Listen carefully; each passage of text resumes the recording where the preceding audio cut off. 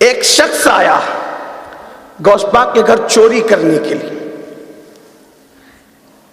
دیکھو لوگ اس دور کے چور لوگ بھی کتنے ہمت والے تھے کہ ایسے لوگوں کے گھر میں بھی چوری کرنے جاتے تھے جو کہتے نظر تو الی بلاد اللہ جمعہ، کہ میں اللہ کے شہروں کو ایسے دیکھتا ہوں جیسے ہتھیلی پہ رائی کا دانہ دیکھا جاتا ہے. ایسے لوگ کے گھروں میں بھی چوری کرنے گھستے تھے، لیکن اصل میں ان کی ہمت کی داد دینی چاہیے. غوث پاک جیسوں کے یہاں چوری. اللہ اکبر. گیا اور آپ کی کملی اٹھائی. اس نے اٹھائی آپ کی کملی، اور کملی اس لیے اٹھائی کہ میرا اپنا وجدان کہتا ہے کہ وہ بہت ہی بڑی مہنگی، کیونکہ چور جب بھی کسی کے گھر میں جاتا ہے تو پہلے وہ مہنگی چیز کو اٹھاتا ہے. اور بہت مہنگی کملی آپ استعمال کرتے تھے، چادر. تو اس کو اٹھائی اس نے، اور اٹھا کر کے جیسی لے کر کے چلا اس کی آنکھیں اندھی ہو گئی، وہ نابینا ہو گیا.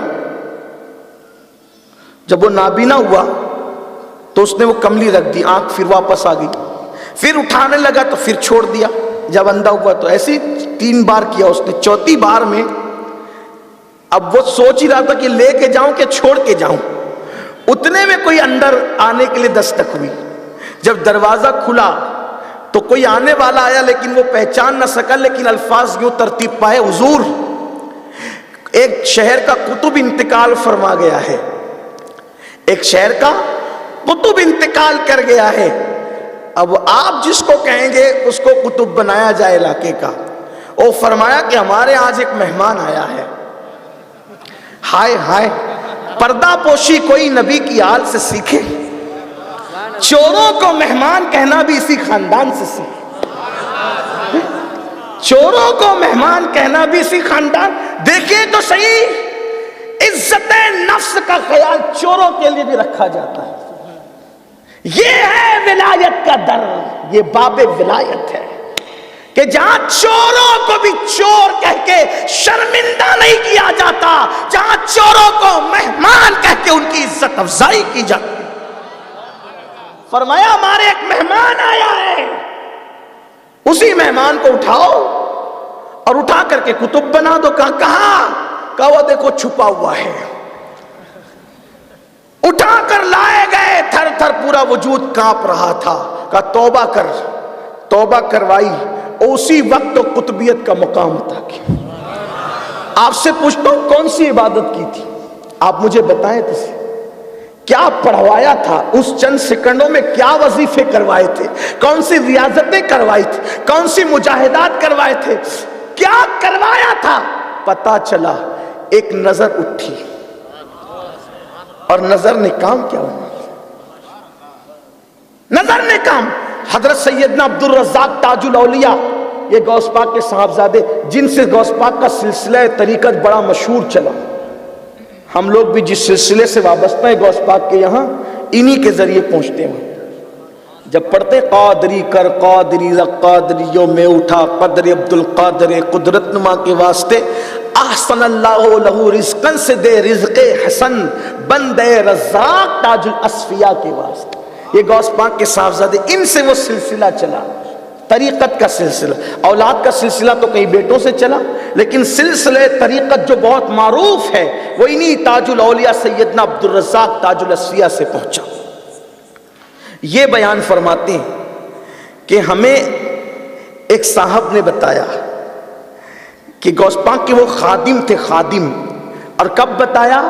وصال کے بعد بتایا کہ ایک دن میں نے غوث پاک کو پانی دیا وضو کے لیے، لوٹا دیا، آپ نے نہیں لیا، اور نہ لینے کے بعد آپ چل دیے. تو خادم تھے وہ غوث پاک کے، وہ بھی پیچھے پیچھے چل دیے. کہ تھوڑی دیر چلے ہوں گے کہ بغداد کا گیٹ آ گیا، دروازہ وہ خود بخود کھل گیا. کیونکہ رات کو جو اس زمانے میں شہر ہوتے تھے تو شہروں کے دروازے ہوتے تھے، دروازے تو وہ دروازے بند رہتے تھے، صبح سے پہلے کوئی کھول نہیں سکتا تھا. لیکن یہاں غوث پاک جیسے ہی پہنچے دروازہ خود بخود کھل گیا. غوث پاک نکلے تو کہا کہ میں نے سوچا کہ دبے پیر میں بھی پیچھے جاؤں، حضرت جا کہاں رہے ہیں؟ تو جب حضرت چلنے لگے تو میں وہاں پیچھے چل پڑا. تو چند قدم میں پھر ہم ایک ایسی بستی میں پہنچے جہاں پر کوئی جان پہچان کی بستی نہیں تھی، بغداد کا علاقہ نہیں تھا، نواحِ بغداد بھی نہیں تھا، یعنی بغداد کے کنارے کا علاقہ بھی نہیں تھا۔ میں جب وہاں پہنچا تو دیکھا کہ 6 لوگ وہاں بیٹھے ہیں اور کسی کے رونے کی آواز آ رہی ہے۔ 7ویں آدمی کو جو رو رہا تھا اس کو کندھے پہ بٹھا کے کوئی لاتا ہے اور لا کر کے کہتا ہے حضرت اب اس کی جگہ کس کو مقرر کروں؟ تو آپ نے فرمایا لاؤ اس کو لاؤ۔ جب اس کو لایا گیا، اس کی مونچھیں بڑی بڑی تھی، بڑی بڑی نیچے کو مونچھیں لٹک رہی تھی، عجیب قسم کی داڑھی تھی، ایسا ویسا آدمی تھا۔ فرمایا اس کی مونچھیں کاٹو، مونچھیں کٹوائی، داڑھی سیدھی کرو، داڑھی کروائی، پڑھ کلمہ لا الہ الا اللہ محمد الرسول اللہ۔ اس نے پڑھا کلمہ لا الہ الا اللہ محمد الرسول اللہ، اس کو مرید کیا، فرمایا اس کو تم اس کی جگہ مقرر کرو۔ اور اس کے بعد پھر وہاں سے نکلے اور چند قدم میں پھر اپنی خانقاہ پہنچ گئے۔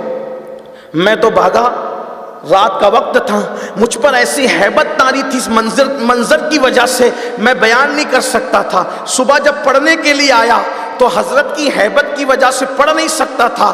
جب سب طلبہ ادھر ادھر ہو گئے تو میں نے کہا اللہ کی قسم دے کر کہتا ہوں رات کا منظر میں نے دیکھا ہے، بتائیں کیا ہے؟ فرمایا میں غافل نہیں ہوں، تو دیکھ رہا تھا مجھے پتا ہے، لیکن پہلے وعدہ کر جب تک میں زمین پہ حیات رہوں گا یہ واقعہ تو کسی کو بیان نہیں کرے گا، میرے وصال کے بعد اس کو بیان کرنا، وصال سے پہلے بیان نہ کرنا۔ کہا میں وعدہ کرتا ہوں کہ جب تک آپ زمین پہ حیات رہیں گے یہ واقعہ میں کسی سے بیان نہیں کروں گا۔ فرمایا جہاں رات کو چند قدم میں چل کر گیا تھا وہ بغداد کا علاقہ نہیں، وہ نہاون شہر تھا۔ میں نہاون گیا تھا چند قدم میں چل کر، اور وہ جو 6 تو نے دیکھے تھے وہ اس علاقے کے 6 ابدال تھے، ابدال، اور وہ جو 7واں تھا وہ کندھے پہ بیٹھا ہوا وہ بھی ابدالوں میں سے تھا، اور جس نے کندھے پہ اٹھا رکھا تھا وہ خضر علیہ السلام تھے۔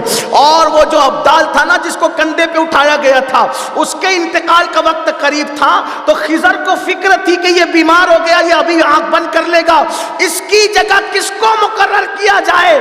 تو مقرر کس کو کیا جائے وہ یہ پوچھ رہے تھے۔ تو وہ گرجا میں ایک راہب بیٹھا ہوا تھا، میں نے کہا اس کو پکڑ کے لا۔ عیسائی راہب کو بلایا، اس کی مونچھیں کٹوائی، اس کو کلمہ پڑھا کے جب مرید کیا تو اسی وقت میں نے اس کو ابدالوں میں شامل کر دیا اور اس کو مقام ابدالیت عطا کر دی۔ یہ غوث پاک ہے، عیسائیوں کو اٹھا اٹھا کر منگواتے گرجا سے اور مقام ابدالیت عطا کرتے۔ سوچو جو ابدالیت کا مقام عطا کرنے میں ایسا سخی ہو۔